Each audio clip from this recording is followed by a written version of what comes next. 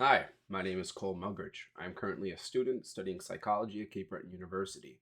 The purpose of these videos is to offer insight and tools from my own personal knowledge and life experience. While some of the content in these videos are based on my learnings academically, this media is not a substitute to recognized learning. Please take what resonates here today and leave what doesn't.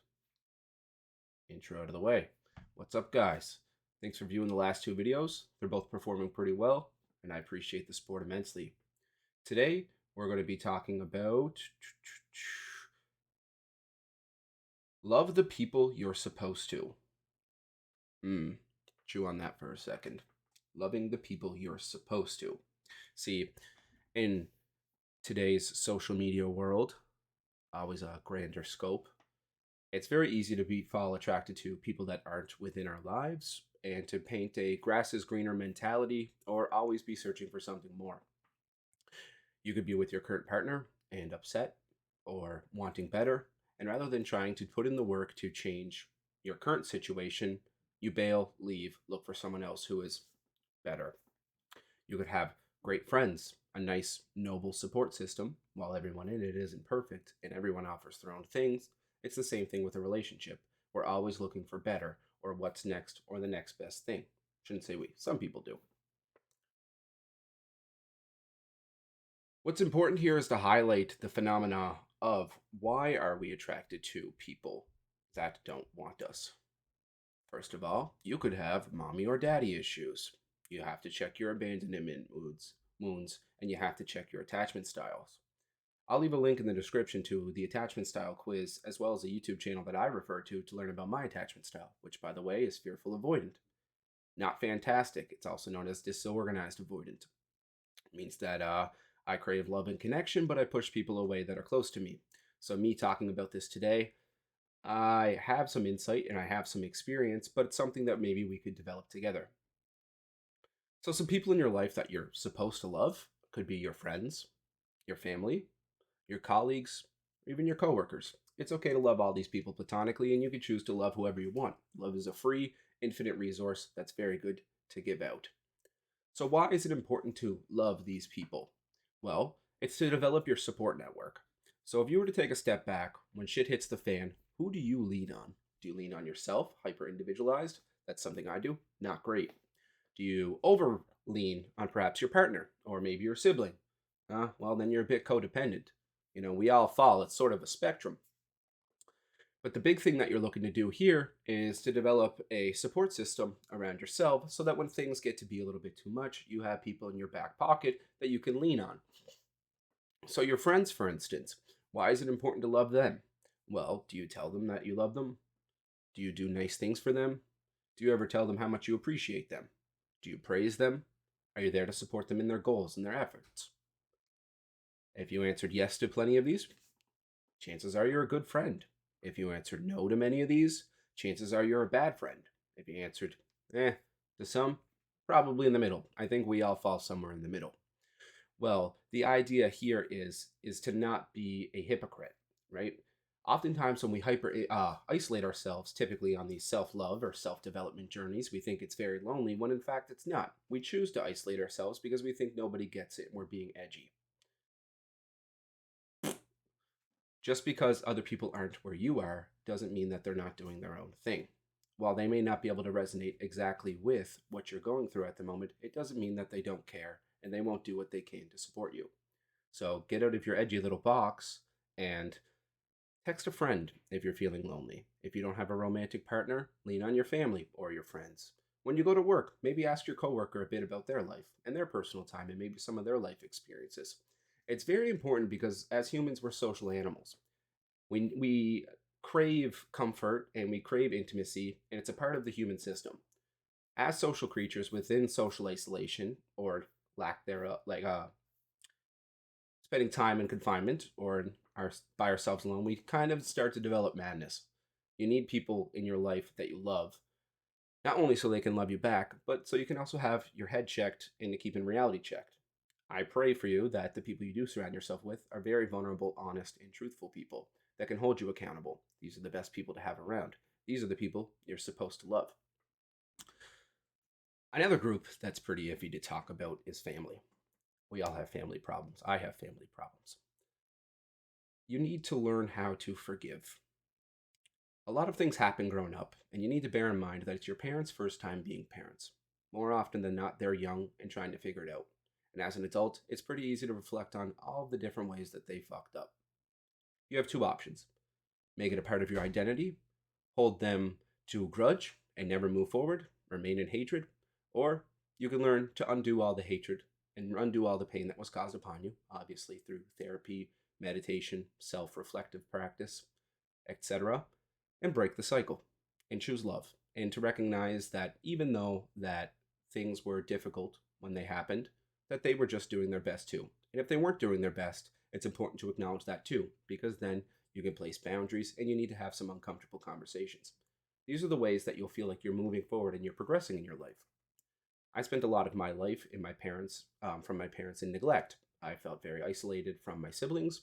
I spent a lot of time at friends' houses, having sleepovers, basically just as much time away from my family as possible. Now, as I'm getting older, I'm a proud uncle. My relationships with my parents aren't fantastic, but they're a lot better than they were. And my siblings lean on me, and I lean on them. It's very good. Another group is colleagues and coworkers. Well, while these are your people that you see day in day, when you take a step back and think about it, you spend a lot of time with these people. It's important to be nice to them and to treat them like people. And if you want to do something nice for them, do it. Develop a way, well, learn ways to love them and find out ways to love platonically. Platonic basically just being like friendly, neutral, no romantic intent. A lot of times people are afraid to love or don't know, excuse me, how to do it because they have this idea that romance is what love is and that's all it's for. But no, love is for everybody. Much like sunlight for every type of plant, it doesn't discriminate. Love is your energy that you can use to nurture the world. I'm obviously preaching here because if you know me personally, I can be a bit of a Debbie Downer. You know, way to, I don't know what the opposite of tooting your own horn is, but it's important to be reflective. And like I said earlier, I'm no master in this, but breaking the hypocrisy cycle. So, as I mentioned in the last two videos, I am going through my own personal stuff at this time, and I am finding a lot more success in my struggles this time around because I'm choosing to lean on my friends, and I'm finding I'm getting closer to them than I felt in a very long time. I'm being vulnerable with my feelings, and if I need space or support, I ask them for it instead of assuming that they can read my mind. They can't. People can't read your mind. No matter how much or things you put out are hints, communicate directly, especially to these people that you love. Communicating directly, honestly, and vulnerably is one of the highest forms of mature love that you can give that person. Having people do mind games, guess, and all that stuff isn't fantastic and it isn't awesome. And it's your duty as someone who loves them to also communicate vulnerably and honestly. So ultimately, what I'm getting at here is you have people in your life that you're supposed to be loving right now. So as opposed to looking for who to love, typically this manifests in the form of a romantic partner, whether you're man or female. You really think that this Romeo or female heroine will come and swoop you off your feet. But as I'm getting older and as you age and get more mature, you may realize that this is not real and that Disney stuff really just movies. Now, with the lecture out of the way, I guess for some personal disclosure, a path I'd like to go for this is I spent a lot of my life being edgy and isolated and hoping that people could read my mind and very upset that people couldn't read my mind and read between the lines and pick up on my hints. This led to a very big yearning for social withdrawal. It also made me a lot more judgmental and it made me a lot more resentful, especially towards the people I was supposed to love. But through self love and through kindness, and I guess that you could say patience, you learned that people really are trying their best, and sometimes you have to meet them in the middle. Even if to you it seems like such a clear, like, buh thing, I hit my hand off my head for people that are listening. To them, they may not know it. A common misconception or something that I do is I assume that everybody has the knowledge I have. They don't. So it seems like overall, the big theme of this is learn to communicate with the people that you love and don't be afraid to lean on them. Additionally, if you find that you're over leaning on them and they may be developing compassion fatigue, maybe do something nice for them. If it's a friend, offer to buy them a drink at a coffee shop, maybe a walk, or maybe they need someone to vent to. You could also give them a hug if they're into that sort of thing, or spend some quality time together. There's no shame. In fact, I recommend it. Develop some nice, authentic, nurturing relationships that are going to fill your cup as opposed to emptying your cup. That's another thing to consider. If all of your relationships, once you take a step back, you're feeling drained and you're feeling like you have nothing inside of you, maybe you need to reconsider what these relationships are and see if the transaction's going both ways. I, as a recovered people pleaser, know this feeling all too well. I'm going to show up and be your therapist, be your best friend, buy you everything, and you don't have to do anything for me. Your friendship is enough. Well, I'll tell you as an adult, that's not enough. We need to have standards and we need to have boundaries. It's perfectly okay to have normalish expectations from people. Every relationship obviously is different. You'll have some relationships where there's no transaction whatsoever. It really is just enough that you're friends. You're laughing the whole time. You'll have other people, your whole relationship is based on transaction. I bought food last time, you bought it this time. I covered your protein shake at the gym, you covered mine. I'll pick you up, you pick me up. And that's okay too. Typically, people are a blend of these two things. No one size fits all. Everybody's very complex and very different. So, if I could recommend anything to you, it would be with your friends, your family, and your support network. Maybe ask some questions about them. Like, what are some ways that they love, right? You could have a friend. I have a friend that, I don't want to get too much into personal disclosure, so we'll reframe that. I've met someone that isn't very great at giving love, but they try. And they often felt sad because despite their best efforts, they felt like they could never achieve it or give it. It wasn't until me and this person had a pretty in depth conversation about what love is, what love meant to them, and ways that they show love that they realized that the person that they were attempting to show it to, they just kept missing because this person didn't receive love this way or recognize that that attitude or behavior was love.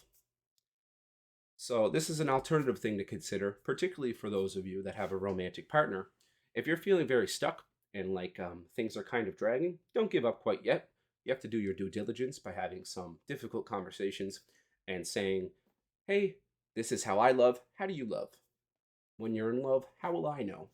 See, a big thing, once again, it's the questions, the consideration, and the communication. How will you know if you don't ask?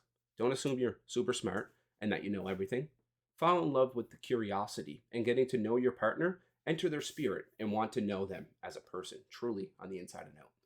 You could ask them, I was going to say something basic, like why is their favorite color? But it goes deeper from there. They could say their favorite color's brown, like mine. Well, why do you like the color brown? Well, it brings me comfort. And it's also my favorite color of eyes and my favorite color of hair. It's very pleasant for me to look at. Well, why do you like blah, blah, blah, blah, blah? Because I really like comfort. Turns out I live a really stressful lifestyle and I crave comfort all the time. Right? See, there's ways to make things go deeper and you get to know somebody a little bit better and you get to know them a little bit more. And with that vulnerability, assuming that the person knows themselves and you can't be upset if they don't, you'll get intimately or platonically more close and be able to foster that love. And with your new insight, be able to love them better and maybe be a little bit extra thoughtful.